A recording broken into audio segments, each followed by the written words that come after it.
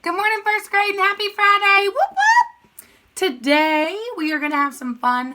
We're going to talk about something new, but we're also going to do something new together. So, from now on out, when you watch the math videos, I'm going to try and do math morning meeting with you instead of having your parents do it with you.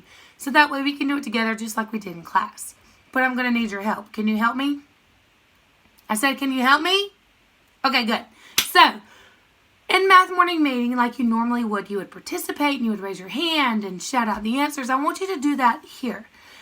Although I can't see you and I can't see your hands up, I want you to do this with me. Sing the songs with me. Count with me. Don't just skip over and watch me look silly. I want you to be silly and have fun with me. So as we're doing math morning meeting, sing the songs, shout out the answers, and let's have some fun. Can we do that? All right, let's do it. So it might be a little quicker than what we do in the morning in the classrooms, and that's okay. Some things I might skip over because we don't need to do it every single day like we would in the classroom because I know you have other things to do. So bear with me, and we will have some fun. And yeah, so let's go ahead and get started. So today's date is April 17th, 2020. All right, let's say it together. You ready? I'm going to say today's date is, and you read it with me. Today's date is April 17th, 2020. So when we write that using digits, or the short way is what we like to say, this is how we would write it. So our number 4 represents the month, which is April, January, February, March, April. 1, 2, 3, 4. 17 represents the, say it with me, the date. So we know it's 4/17, which is April 17th. What does the 20 stand for? 2020, right? So remember, we always use those last 2 digits when we use it using this short way. So either way is the same thing as saying April 17th, 2020. 4/17/20 is the same thing as saying April 17th, 2020. All right? Good job, guys. Now, let's go ahead. Now, I don't have the chart with me like I normally would for the days of the week, but let's go ahead and let's sing the days of the week together, and then I'm going to ask you some questions. Here we go. Let's sing our days of the week, the new one. Please sing it with me. Here we go. Days of the week.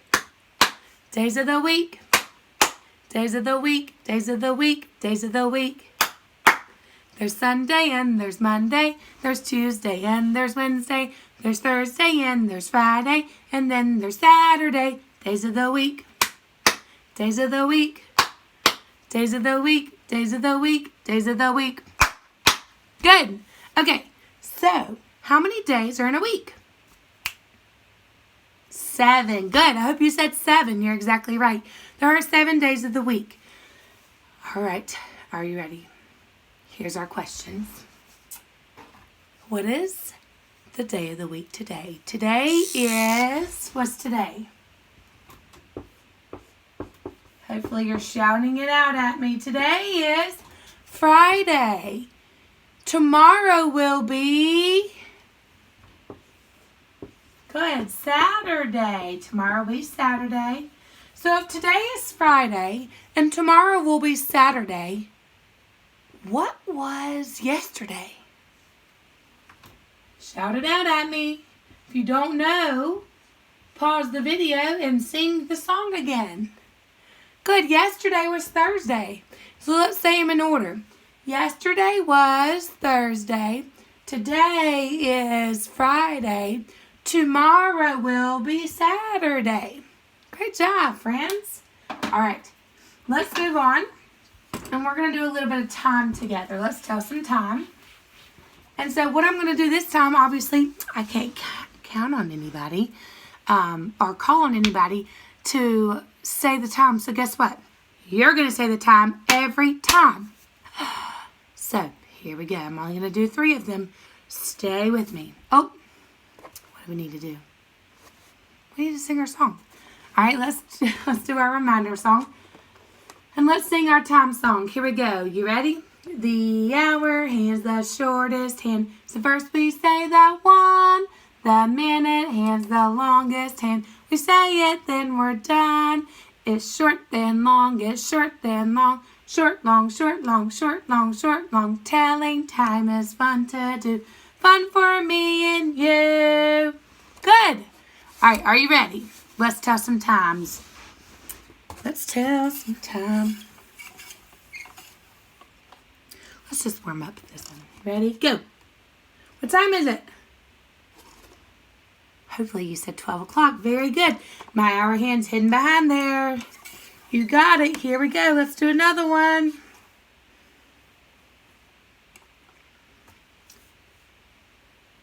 What time is it? Actually, I'm going to switch it on now. Just a smidge. 3, 2, 1. Hopefully you said 4:45. Good. 4:45. Remember, to find that, we read our hour hand first and our hours in between the 4 and the 5. It's always the smaller number. So I know it's 4. And then I count by 5s. But let's start at 30 because I know straight down is 30. And let's count by 5s. Ready? Go. 30, 35, 40, 45. Nice job. All right, last one. Don't let me trick you. All right, go. 3, 2, 1. Shout out the time. All right, hopefully you said it was 9. That's kind of slipping. 9:12. All right, so I read my hour hand first, and it's pointing straight to the 9. Then I read my minute hand, and I know I had to count by 5s, but this time it's in between the numbers. So I have to stop and count by 1s. So let's start and count by 5s and then stop and count by 1s. You ready? Count with me. 5, 10, 11, 12. Good, so I know it's 9:12. All right, if you need some more practice with that, get a clock and tell some time. Okay, I'm going to put that here for now. All right, now next what we're going to do, since we don't have our calendar to do the weather and all of that, we're going to skip that and let's go ahead and just do some countings together. I want you to start at the number 88 and count by 1s. Ready? 88, 89, 90, 91, 92, 93, 94, 95, 96, 97, 98, 99, 100, 101, 102, 103, 104, 105, 106, 7, 108, 109, 110, 111, 112, 113, 114, 115, 116, 117, 118, 119, 120. Great job. Stop right there. All right. Now let's count by 5s. And let's review this too. What coin is worth 5 cents? A nickel, right? So let's count by 5s. Ready, go. 5, 10, 15, 20, 25, 30, 35, 40, 45, 50, 55, 60, 65, 70, 75, 80, 85, 90, 95, 100. And you can keep going. I know you can. Let's start at the number 45 and count backwards by 5s. All right, do it without looking at a hundreds chart. Do it with me. 45, counting backwards by 5s. 45, 40, 35, 30, 25, 20, 15, 10, 5, 0. Good job. All right, let's count even numbers. Even numbers are by 2s. Let's count 2s. Evens. You ready? 2, 4, 6, 8, 10, 12, 14, 16, 18, 20, 22, 24, 26, 28, 30, 32, 34, 36, 38, 40, 42, 44, 46, 48, 50. We're going to stop there for now. All right. Great job, friends. I know one thing I want to count with you too. I want to count by 25s. You might be saying, hey, we've never counted by 25s. when really we have. Now, we don't do it just counting in a circle. We normally count it with our money, right? So let's count by 25s together, and I'll tell you when to stop. Count with me. You ready? 25, 50, 75, 100, 125, 150, 175, 200, 225, 250, 275, 300. Nice job. All right, so let's go ahead and get started. I have some fun stuff planned for us today. And today we're going to talk about mixed numbers. Everybody like this. Say mixed numbers. Okay, just because it's fun. So let's talk about mixed numbers and what I mean by mixed numbers. So what we have with mixed numbers, I have some fun stuff I'm going to show you, and then you're going to use your Tangram or your pattern blocks that look like this, that little baggie that you have. All right, but first when I say mixed numbers, I mean numbers that look something like this. So if I say, you're thinking, what in the world, Miss Conrad? Right? So this number is 2 1/2, right? What if I had this number?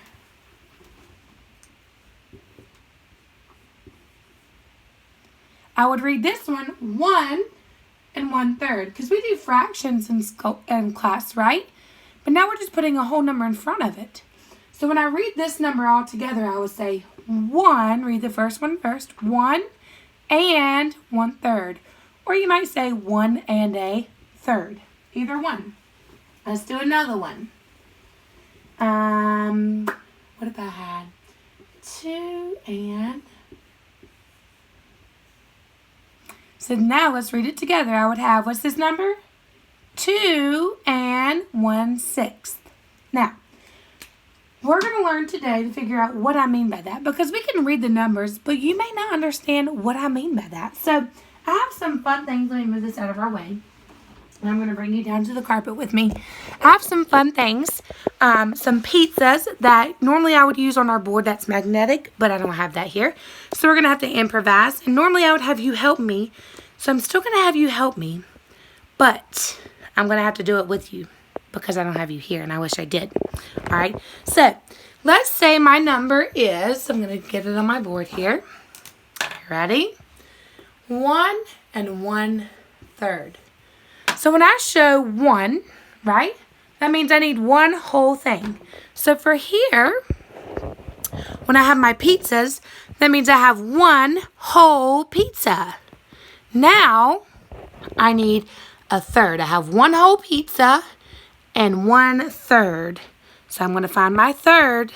So when I look at it, now I can see that a third, it takes 3 pieces to make one whole pizza.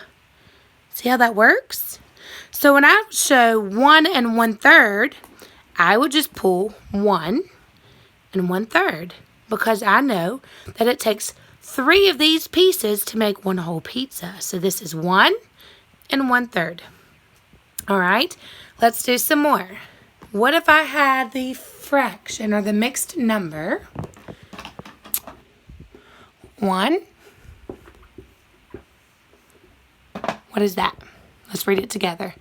1 1/2 or 1 1/2. Either way you say it. So I need 1 1/2. So tell me with my pizzas, what do I need first? Help me, help me, help me. Ooh, I love pizza. So back to my number. Let's look at it one more time. I need 1. So hopefully you're telling me I need one whole pizza because you're exactly right. There's my 1. And then I need 1/2. So can I use this? Nope, because that's a third. That means I only need 3 pieces. So if I need 1/2, that means I just need half of the pizza. So I have to find this one. So I have 1 1/2. That means I know that half of my pizza would mean that the other half would make a whole, right? So 1 1/2. Is that making some sense for you? Hopefully it is, and if not, you can call me and I can explain it some more with you with pizzas because you know I love pizzas. Now, what I want you to do is go ahead and get out your pattern blocks. I'm going to show you with your pattern blocks also because I know a lot of people may not have their pizzas or have pizzas. All right, so So your pattern blocks may look something like this. Okay, let's turn you around.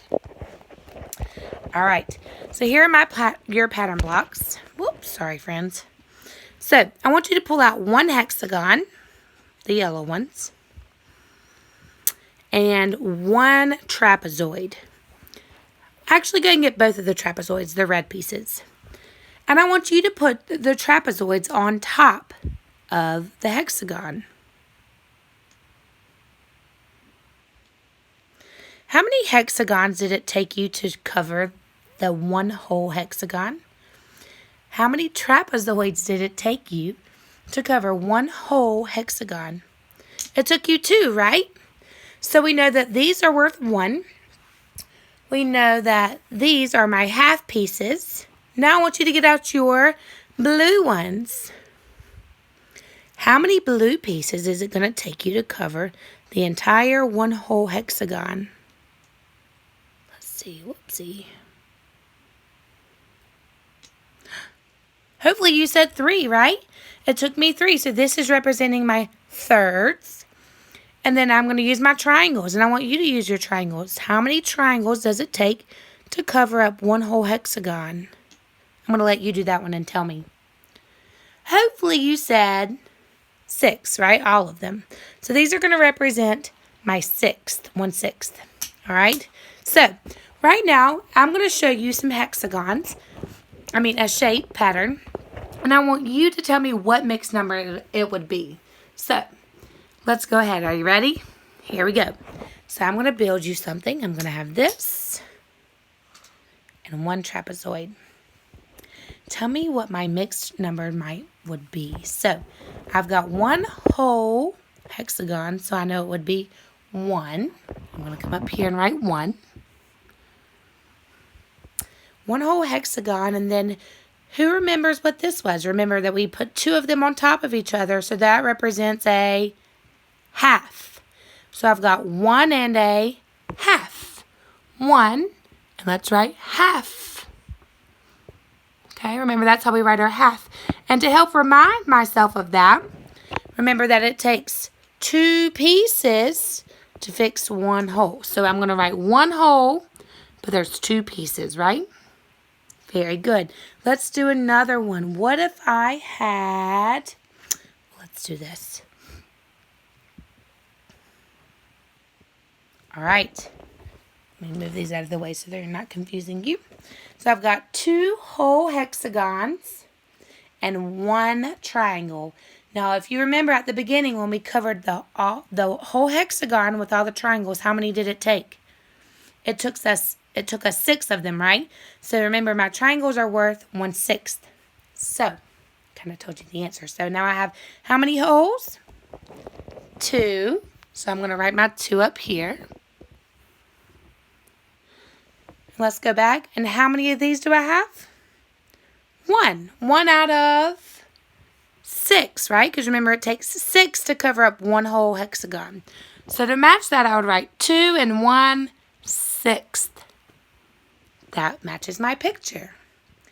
All right. Now I want you to practice with yours. I'm going to write you a fraction, a mixed number, and I want you to show me, or you to practice right now with your pattern blocks. Are you ready? So here's my fraction I want you to write. I want you to build.